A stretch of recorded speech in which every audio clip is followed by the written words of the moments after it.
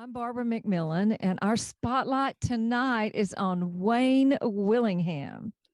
Wayne has won the Dallas Songwriter Song of the Year Award for 2022 for his song Shoulda, Coulda, Woulda. And I bet you're going to hear that tonight. After 20 years in a tech job, Wayne is back as a performer and recording artist. Last year, he completed his fifth album and toured to support that album through the South and up the East Coast last summer. Wayne is busy these days performing, serving on the board of directors of the Dallas Songwriters Association, and performing his program for seniors. You can find Wayne at his home spot on the web at waynewillingham.com.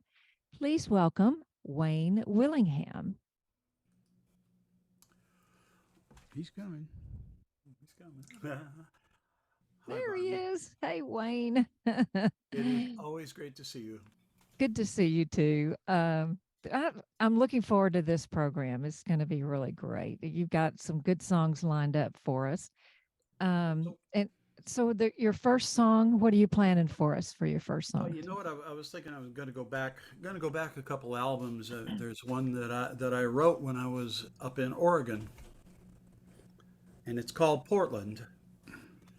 But the only place it mentions more than Portland is Texas.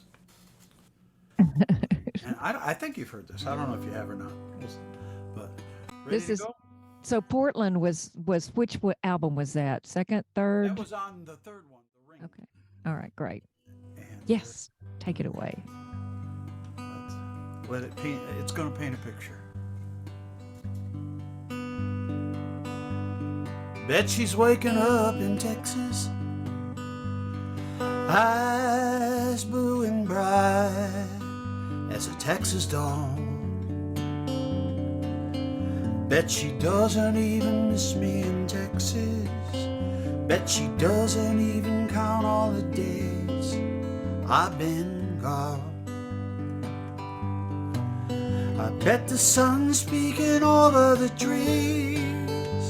On a breeze you can listen to the whistle of a distant train.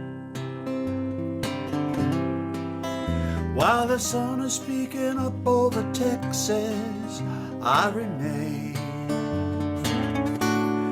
here in Portland, Portland in the pouring rain. Have another sip of your Sunday morning, drinking all the sun of a day that's dawning.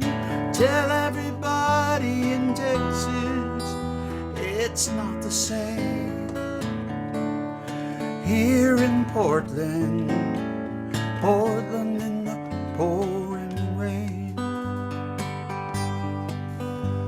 If only I was back in Texas. If only I could gaze for miles on a dusty plain.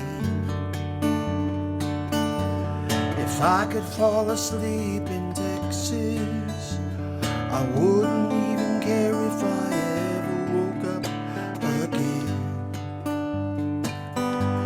If and when you're headed back to Texas, let them know that I'm okay and I can't complain.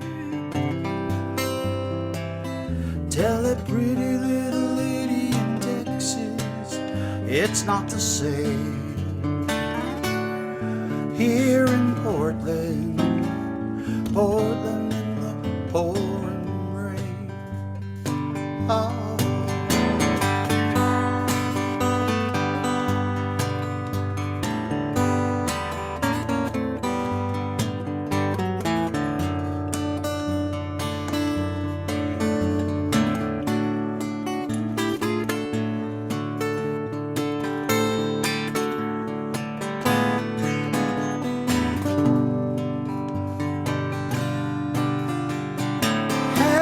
Sip of your Sunday morning, drinking all the sun of a day that's dawning. Tell everybody in Texas it's not the same. here in Portland, Portland in the pouring rain. And I'm in Portland, Portland in the pouring rain. So here's to Texas, from Portland in the pouring rain.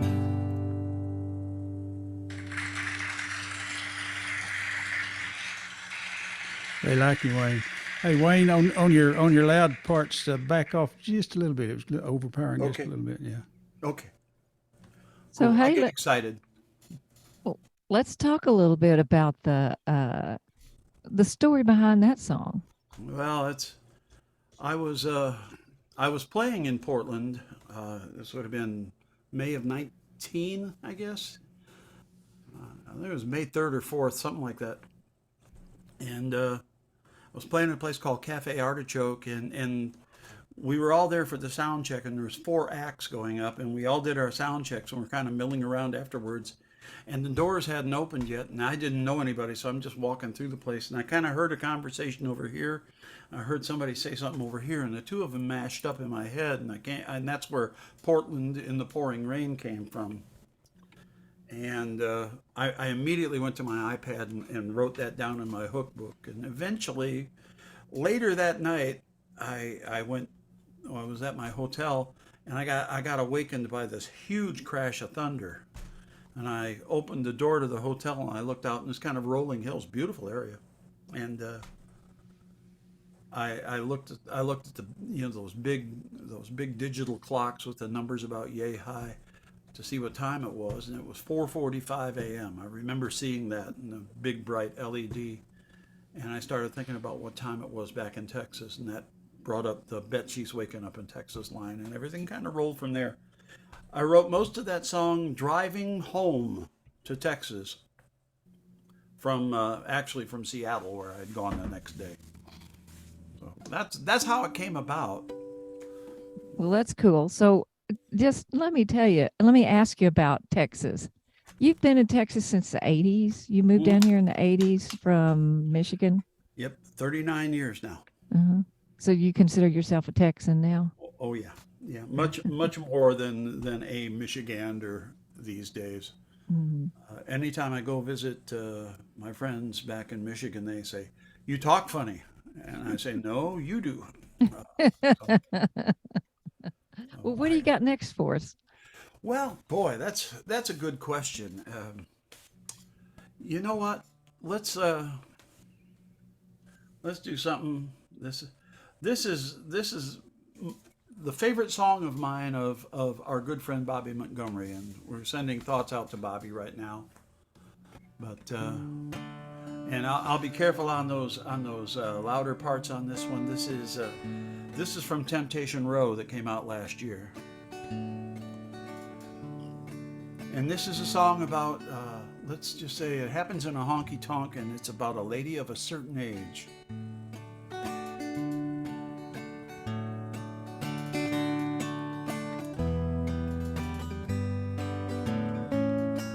She glides through the door of the dance hall Friday around 10.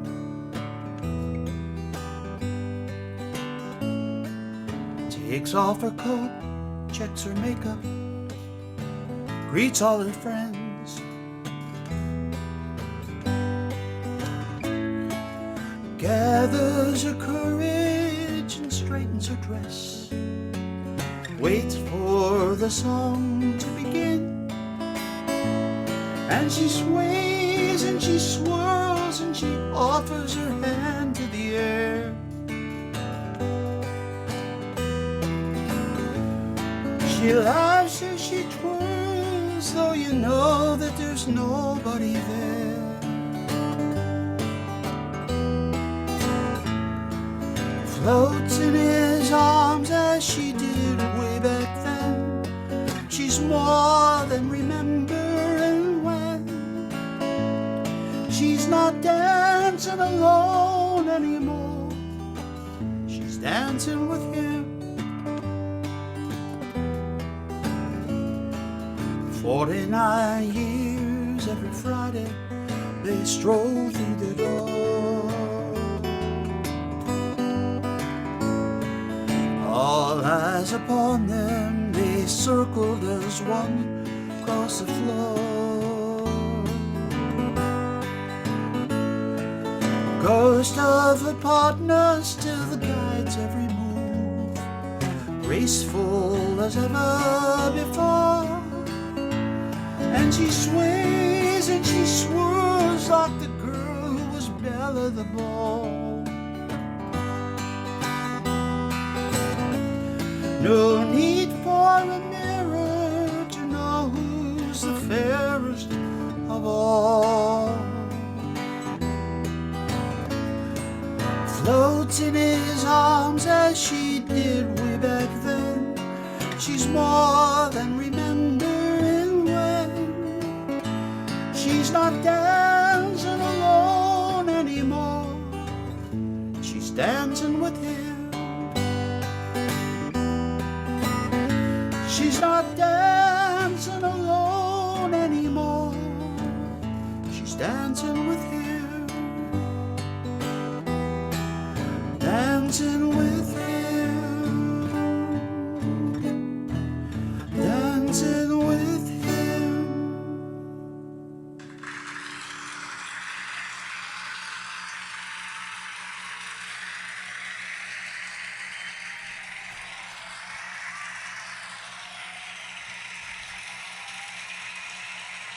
That's quite a crowd. Quite a songwriter. Yeah, all right. So, how important do you think waltzes are today in songwriting? Oh, I don't know if I've ever even thought about that, Barbie. You asked for it, Yeah, Wayne. it's I'd say this much, and going back to my experiences, like I played for over 2 years every Friday and Saturday at Billy Bob's, Texas, and I guarantee you it's important there, and it's as important there today as it was back then. And that's one of the places where I really got the full experience of the Texas honky tonk, even though I'd been here 10 years by then. But that's where I started feeling a lot more Texan. When you play Billy Bob's for 2 years, you're going to feel pretty Texan. But I'm not really much of a dancer myself. God knows I have two left feet and they don't talk to each other. But I know what waltzes do in a honky tonk situation, and I saw that scenario in my head of I figure somebody probably 10 years older than me that is going out to their favorite honky tonk every Friday like they have for the last 50 years. And she's in the same outfits that she used to wear 35 years ago, and they're all done up real crisp. And the only thing that's missing is her partner. But Mhm. it's almost like I wanted to make it to where you could almost think of it as being supernatural. And so where he's coming down dancing with her. Yeah, it used to be that you had to have a couple of waltzes on every country album, but it's not Oh, really yeah. that anymore. But if you're playing a country honky tonk, you've got to have some waltzes Oh, I'm there. sure. And you've probably, if you're in Texas, you've got to have a fiddle and you've still got to play the Cotton Eye Joe. Yeah, well, I grew up in Detroit, and when I was playing at Billy Bob's, I was playing more Bob Seger than I was anything else, probably. But that and a bunch of oldies, Eagles, Bob Seger, all that kind of stuff. Old time rock and Acoustic. roll was a big Yeah, one back well, I then. was, Yeah. and I was kind of like I was the alternative at Billy Bob's at the time because and we of course had headliners every Friday, Saturday, and Mhm. there was always a really good honky tonk dance band. That was great. I do want to say one more thing about dancing with him, and I'm probably not going to get the exact thing. That one year and a half ago, that one Fort Worth Songwriter Association Relationship Song of the Year. I think that's what it was. So Oh, that sounds like an interesting category. yeah, well, they do different categories in Fort Worth than they do in Mhm. Dallas. Uh-huh. So, but they'll do they'll do a relationship song category. They'll do one that's full production, like studio production. Then they'll have one that's bare bones, Mm-hmm. and Cool. the So bare bones basically just guitar and voice or something like that. you've been living over in Fort Worth. You drive a long way to come visit us at Love and War. You're worth it. um, Once a month. yeah, that's kind of neat that you're involved with Fort Worth Songwriters. I used to go to their meetings and speak at their meetings.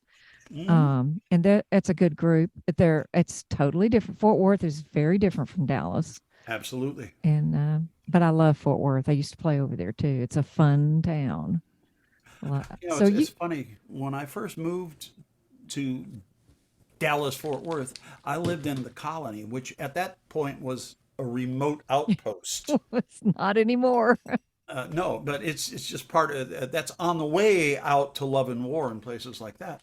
But I was gigging all over the place. I'm scrambling to get reestablished here, and I ended up getting some Fort Worth gigs, and it was a beatdown of a drive because they didn't have all these freeways back then. But every time I played in Fort Worth, it was always a pretty good gig. I always had a good time. I always had a good crowd.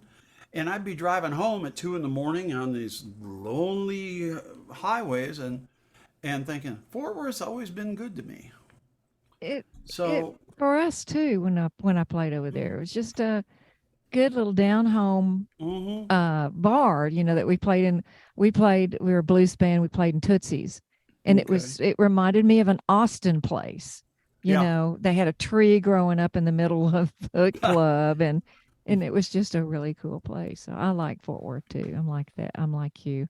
So you're talking about winning that award for Dancing with Him from Fort Worth Songwriters Association. Well, you won Song of the Year last year with Shoulda, Coulda, Woulda. Are you going? I see that on the set list. Are you gonna play that for us now? Oh, yes. Great. Absolutely. I don't have the band with me here, but should be able to do it. And if you have a title of Shoulda, Coulda, Woulda, you really shouldn't need to do too much explaining of what the song's going to be about. But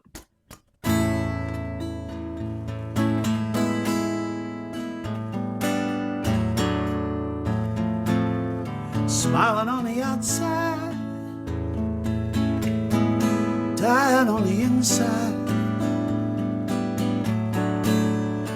It's all I can take as I feel my heart break into shattered little pieces. Thought I was the right guy, didn't have to try.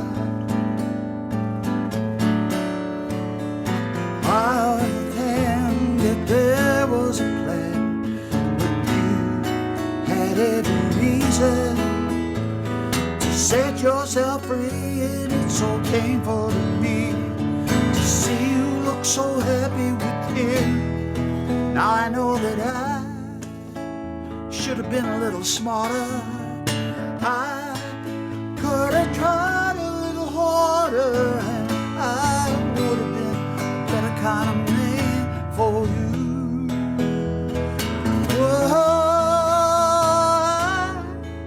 I should have listened to the warnings. I could have been in love this morning if I would have been a better kind of man for you.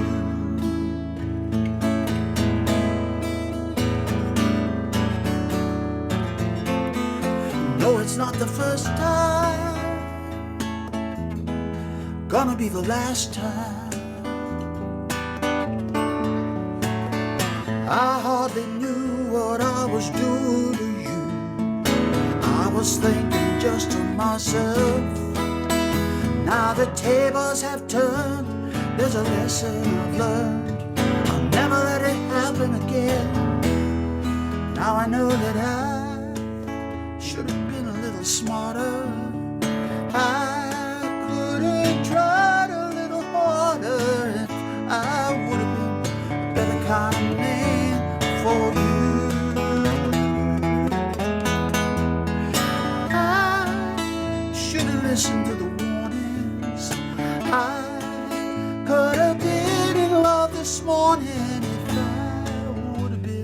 better kind of man for you. Shoulda, coulda, woulda, been a little smarter. Shoulda, coulda, woulda, tried a little harder. If shoulda, coulda, woulda, been a better kind of man for you. Shoulda, coulda, woulda, shoulda, coulda, woulda,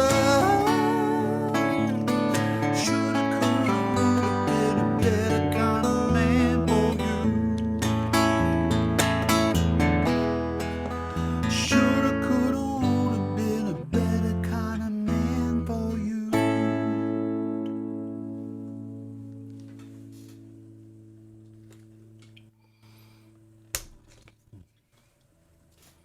Audience took a break. Oh, there they are. There They they are. heard you. They were just awestruck, I'm sure. But yeah, that shoulda, coulda, woulda. That goes in the category of songs of regret. Boy, do we have some at this age. I'd hope to. Funny thing is that whole lick that's in the verse, it's a descending thing, and it's actually my influence on that was Tom Petty, but he did like and Here Comes My Girl. He used the same thing with American Girl and Here Comes My Girl, but about that rhythm, he did Here Comes My Girl, and he did Going Up. And I basically just took that and I kind of did something similar in a descending line, and that was where the lick came from.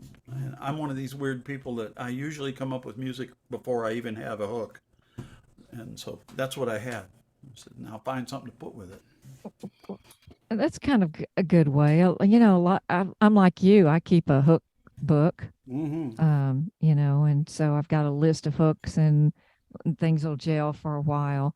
But sometimes I get inspired by a little melody that tickles me in the brain, and I'll keep singing it until I come up with something else.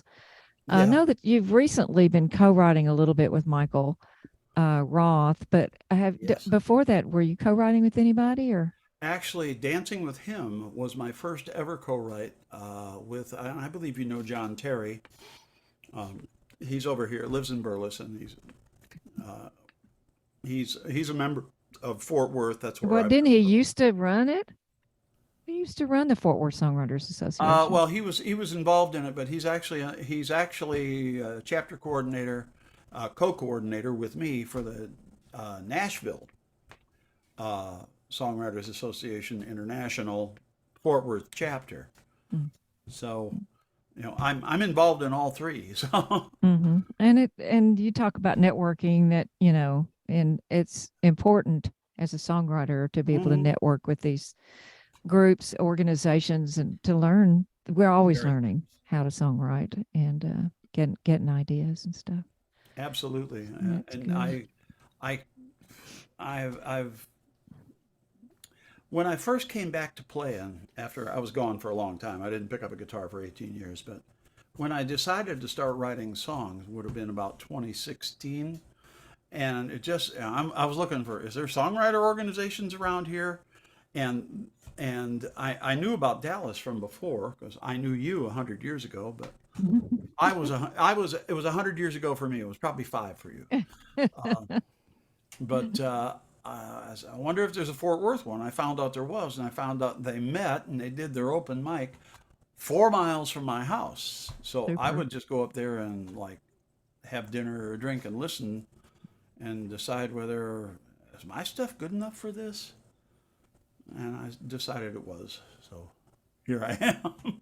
Oh no, wait a minute. All those other albums that you did before this latest one has been since 2015, or? Everything that I have published has been since actually the first album came out about Labor Day of 2017. Okay. So you've been really prolific these past few years. Yes. That's good. I Good that you quit your other job. Now you've got time. yes, it was that making money was really getting in the way. But yeah, no, I So retired. That I'm happily retired. I play guitar. I write songs. I record albums, and I play tennis, and that's sort of my life now. So, you're back to playing tennis. oh God, yeah, 4 or 5 days a week. You got right back up on the horse. Yeah, I'll be out on the court at 9 o'clock tomorrow morning. So Hmm. That's good exercise. sure is. So the song that you have, "The Ring," Hmm. uh, got an NSAI accolade. What kind of award did it win? Well, Remember? it's actually called one to watch, meaning songwriter to Oh, watch. It's I've seen that in Michael Roth's bio as well. yeah, Yeah. and so it's and the way you get that is that you submit your song for review, and you don't have any choice in the matter as far as you can't say submit. I want this to be one to make me a candidate for one to watch. I didn't when I submitted it. I didn't even know there was such a thing. Mhm. And I saw it on the reviews as I think we can safely say that you are one to watch, and I'm going to register you as that. Oh, okay, fine. And then in the NSAI world, I started getting congratulatory emails, and wow, okay, I guess this is something. So yeah, Cool. that's Can you an play that? interesting song. Can you play that for us now? Sure, it's. Again, I think sometimes you can talk about it. Sometimes the best thing to do is let the song speak for itself, and I'm going to do that.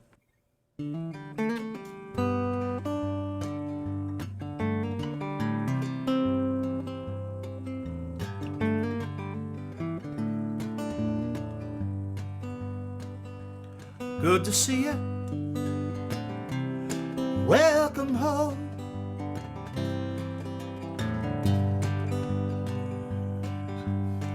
Kinda surprised, sorry, to see you alone. Guess that he's busy closing a deal, buying a town, keeping it real. Let's reminisce on what we miss, how it used to be. When I was young and you were home, we were you and me. Let's talk about things like what true love really means. As I recall for you, it's just one thing. Where's the ring? Where's the ring? Where's that symbol of devotion that you share? Where's the ring? You couldn't lie to me, not even on a dare.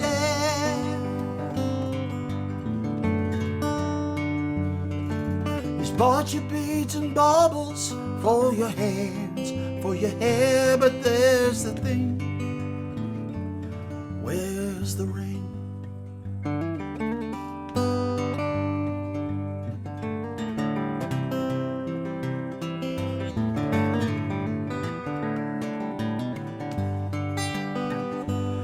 They wondered how I won your heart away from all those boys.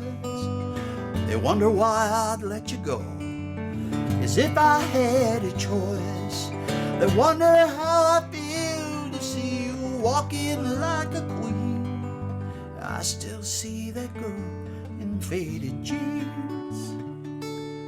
Where's the ring? Where's the ring?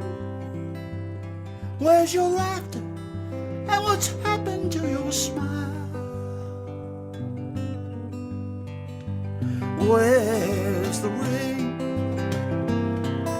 Is true love not the fashion, or the style? If he can play fly you off to Paris, he could walk you down the aisle. There's the thing, where's the ring? If he can fly you off to Paris, he could walk you down the aisle. There's a thing, where's the ring? There's the thing, where's the ring?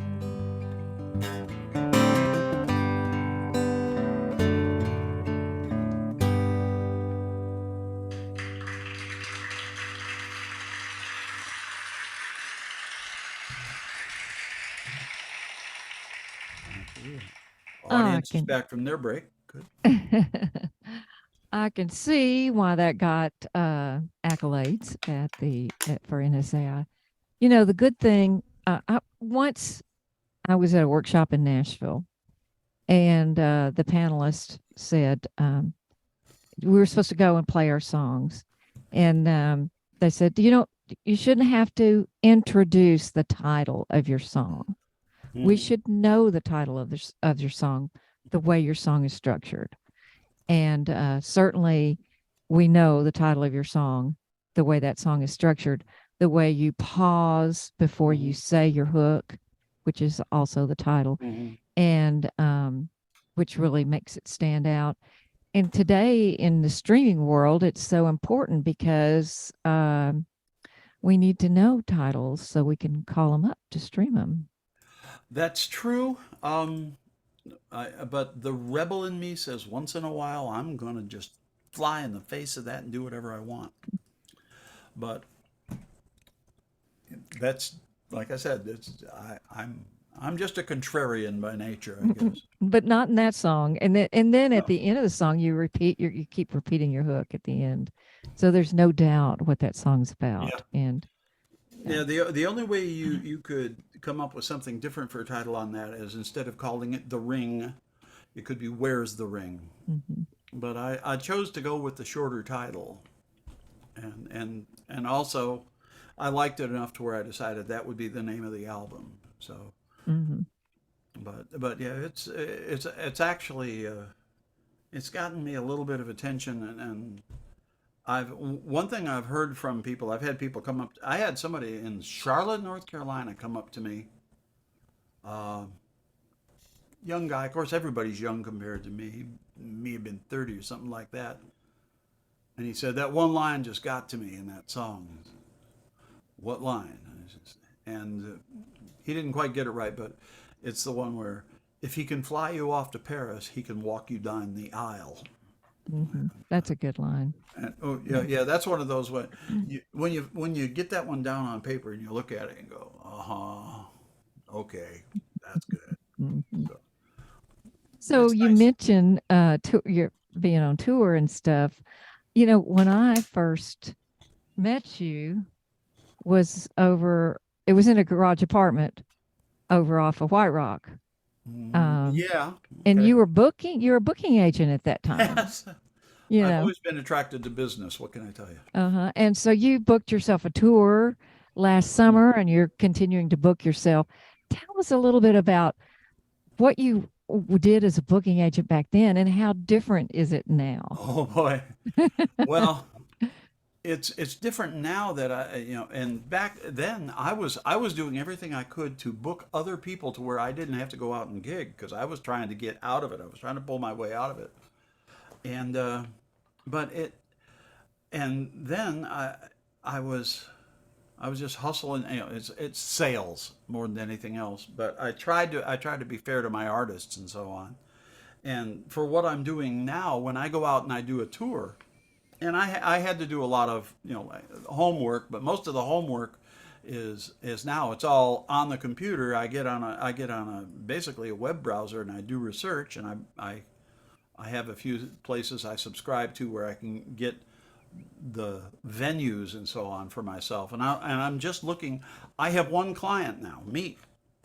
So, and as a songwriter, I have one artist, me. As a booking agent, if you will, I have one artist, me. So, but when I find them and I'm able to book them, the one advantage I have now is I really don't have to worry about the money like I did back then. Everything, you had to have everything down to the penny to make sure that you were going to be able to survive. And thanks, and also thanks to internet and being able to, connect with people all over the country, there's no there's no dead time. There's not a time when you can't reach the artist because they're on the road. You'll Mhm. hear from them on Thursday. Well, no, I'll hear from them by 2:30. So it's easier that way. And like I said, I'm in a lot better financial position than I ever was back in those days. So I can, if I go on a tour and I break even, I go, yay, I'm happy.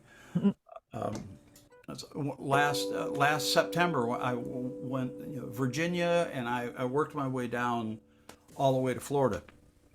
And I got to Florida, and that's when I spent a little time with Michael R.J. Roth down there. And my tour had turned a profit right up until Michael and I went to lunch in Panama City. And then we walked around in the entertainment district afterwards. It's like, 3 in the afternoon or something. And says, there's a little guitar store over there. I said, let's take a look. Uh-oh. There's my profit. Oh, wow. So I found that. But that's a good investment. Oh yeah, but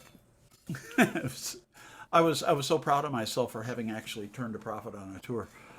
And then but I can say I was done with the tour. At that point I wasn't touring. I just happened to be in the area because Michael and I were going to get together to do a co-write. Mhm. And we did. So but and he's the most amazing wordsmith I think I've ever worked with. He is.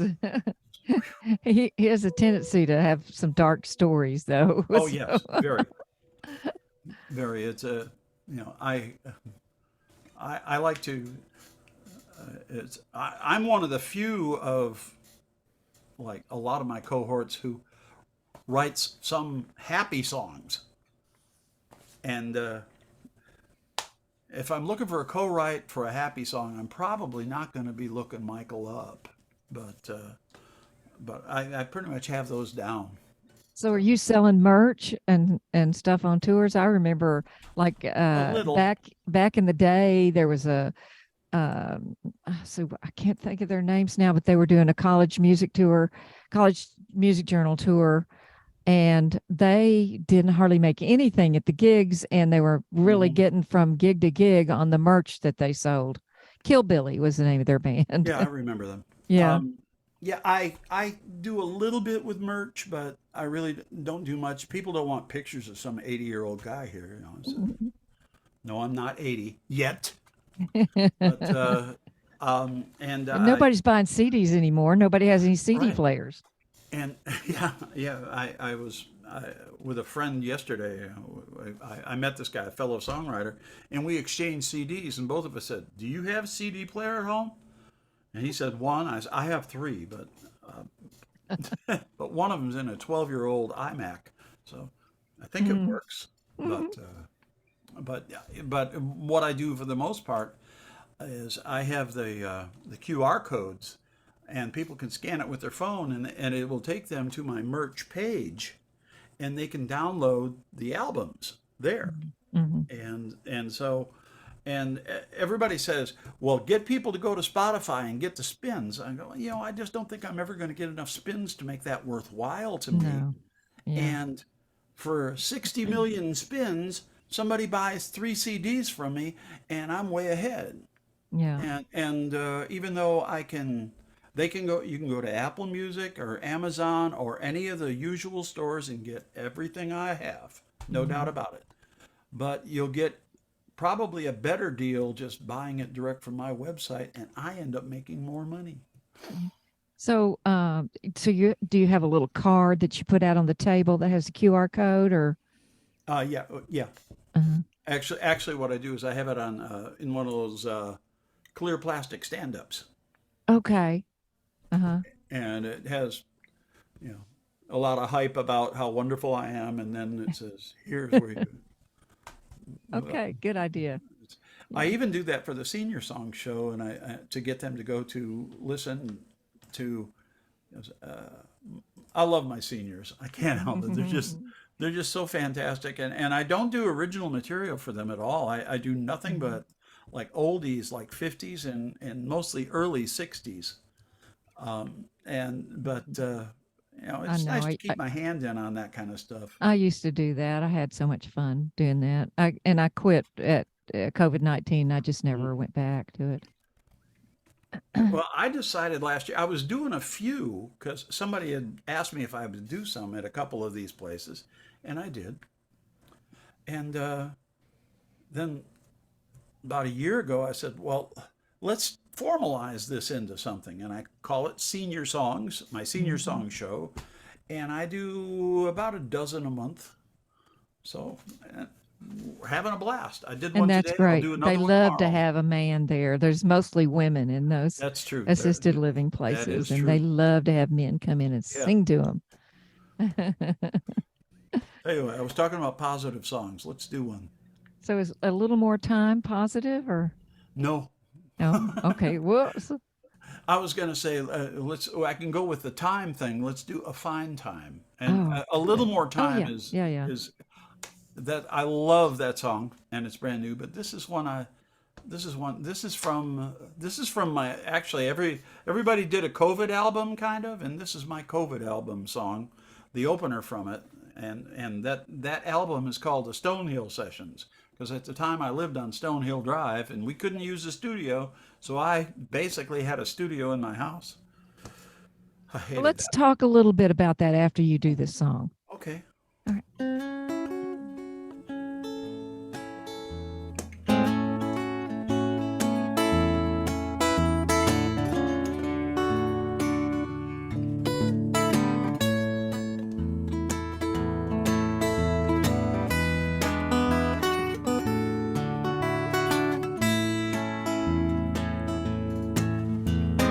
I've been thinking of you, thinking about all of the cute little things that you do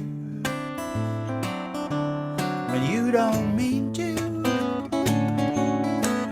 But it's a fine time anytime I'm thinking of you. I've been thinking about us, thinking about all of the fussing and things people do. They don't need to, and it's a fine time anytime I'm thinking of you.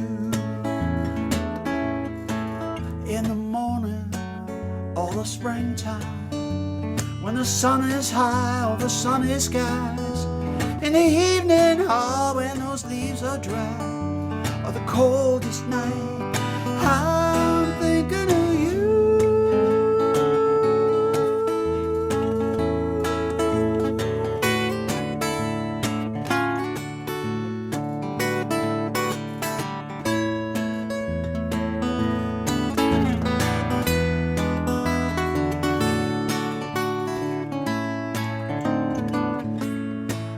In the morning or the springtime, when the sun is high over sunny skies, in the evening or when those leaves are dry, or the coldest night, I'm thinking of you.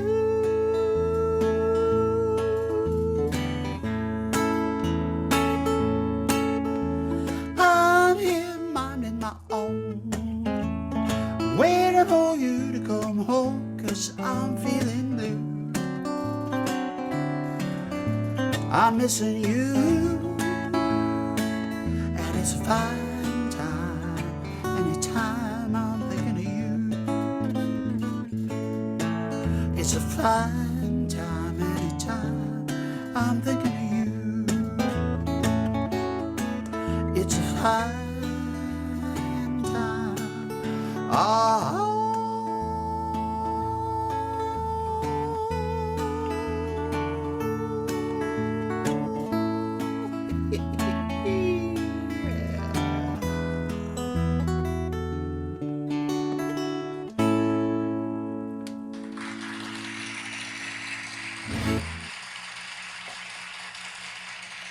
a fine time. So you were talking about recording this album a lot in your apartment. No, it was a full house. Oh, I well, would in your today it would house. be in my townhouse, which is apartment size, I guess. And so what you do to do the track? So what application were you using? Ableton or No, we were using Logic? Pro Tools, Pro Tools? Okay. um, and I had converted my front bedroom of my house was basically a music room, but we got all sorts of the foam panels and everything all over the place, and we brought an ungodly amount of audio equipment in that Cliff Stiegel, my engineer and co-producer, brought over, and we did basically we worked just off of the click track, and I did most of the parts, and he did the bass parts, and we had some other people to do things, but You had some slide and guitar on it. yeah, there's a great slide guitar in there that was done by Jeff Plankenhorn, who's Austin based, but now he lives most of the time. He goes between Austin, Nashville, and Vancouver, British Columbia, Oh wow. and really really good slide player, fantastic. And I also had on that album I had a piano player by the name of Brent Brunson, who is actually a worship pastor in a mega church on the north side of Fort Worth, but just an amazing. And he was like a first call studio player in Nashville, but he had a different calling and he went to do that. And he does amazing productions for the church too. Mm. But I've been very happy to and darn lucky to get. I don't use that many outside musicians, but I got a great drummer, great bass player I work with, and then we have other people that we call in for things. Hmm. I've been pretty lucky that way. Are you playing band gigs? No, Okay. no, I've thought about it, but I had my fill of that a long time ago, No, it's too much and trouble. it's just a pain in the neck, and it's like, if I want to be broke, I guess I can do that because. But I fortunately I'm a substantial enough solo player to where I really don't miss that very much. It's nice to play with a couple musicians once in a while, but that's not my goal these days. So how different was that recording than recording Temptation Row? Uh, well, going into the studio and having all those resources right there at your fingertips, because What studio were you recording actually Temptation it's Row? part of Bethesda Community Church Okay. in North Fort Worth, and Hmm. Cliff is the audio director for the entire church, and it's church. It's a school. They have like services in 7 languages and things like that, and so he's a pretty busy guy. But they have a just absolutely wonderful studio, and I've been able to use that for everything except for the Stonehill Sessions album, and we even did a few things in there, but we did it without me. Brent played the grand piano in there, and Cliff did the bass parts and so on.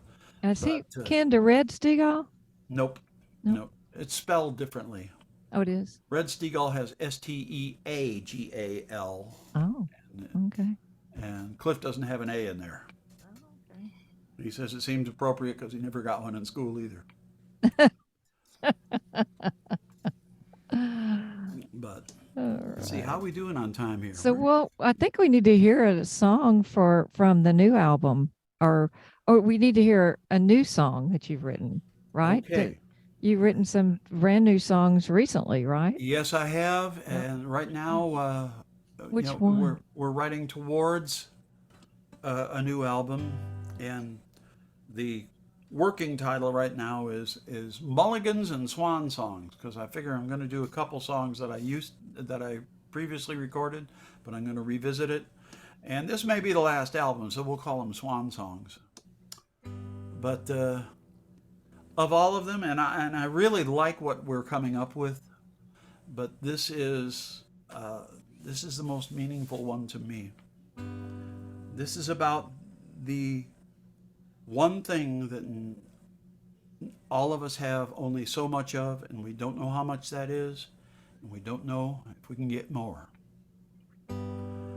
This is called, and sorry, I'm going to bring the title out this time. This is called A Little More Time.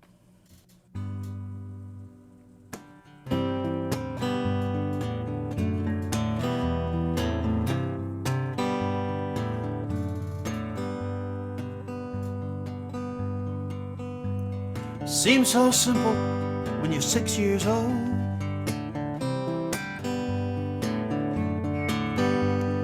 Pick up your toys, do as you're told.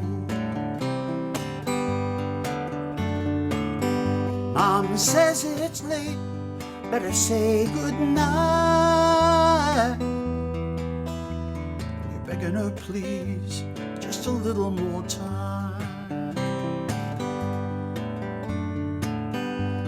High school dance when you're all of 17. First romance, girl of your dreams. Midnight kiss beyond sublime. What you wouldn't give for a little more time. Each of the battles you won or you lost, you survive, but you never know how. And the closer you get to that end of the rainbow, it really doesn't matter much now. After all you've done, everything you've been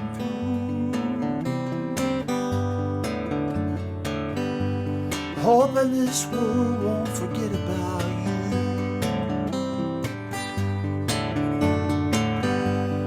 Races you'd run, every hill you'd climb, if only you had just a little more time.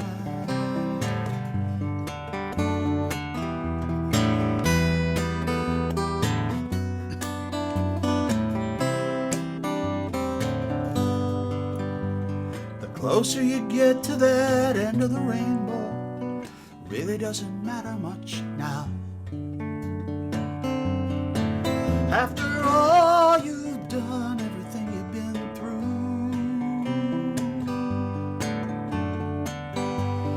hoping this world won't forget about you. You'll take no riches and you'll leave no shrine, and you trade it all in for a little more time.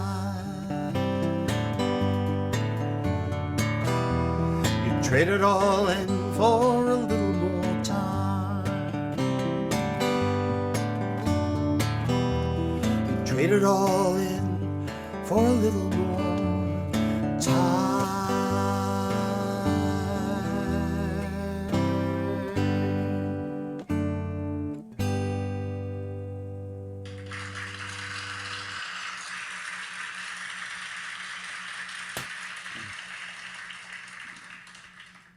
Very nice. Thank You know, Wayne, I think we talked too much. We got time for one more song. Well, okay. Tell you what. One of the things that has been so prevalent in the last several years are all these shootings all over the place. And we had one in Allen last weekend. Was that 5 days ago? 6 days ago? And it reminded me of one that we had in August of 2019. And this is on The Ring, by the way. But I watched all the coverage of that on it was a Saturday morning. I watched it. After a while, I just turned off the TV. I turned off the media, and I just picked up my guitar. Sometime later that day, I had this.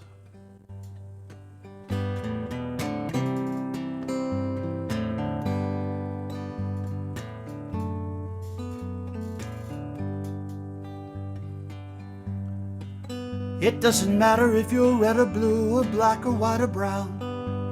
Doesn't matter if you're any shade at all. Doesn't matter if you're rich or poor or if you're up or down. Doesn't matter if you're short or if you're tall. What matters is love. Love. All that really matters is love. What matters is love. Love. It matters that we share each other's love. It doesn't matter where you're going, doesn't matter where you've been. Doesn't matter if you're young or getting old. Doesn't matter where you worship, doesn't matter thick or thin. Doesn't matter what you bought or what you sold. What matters is love. Love. All that really matters is love. What matters is love. Love. It matters that we share each other's love. What matters is love.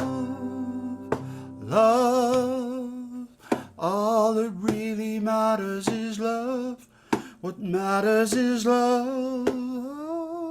Love. It matters that we share each other's love.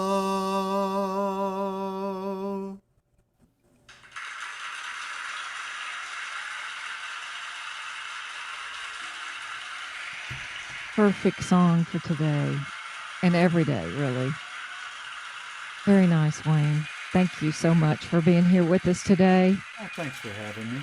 And for those of you, you've been watching the Dallas Songwriters Spotlight featuring Wayne Willingham. Thank you for joining us tonight, and we'll see you next month. Thank you, Barbie.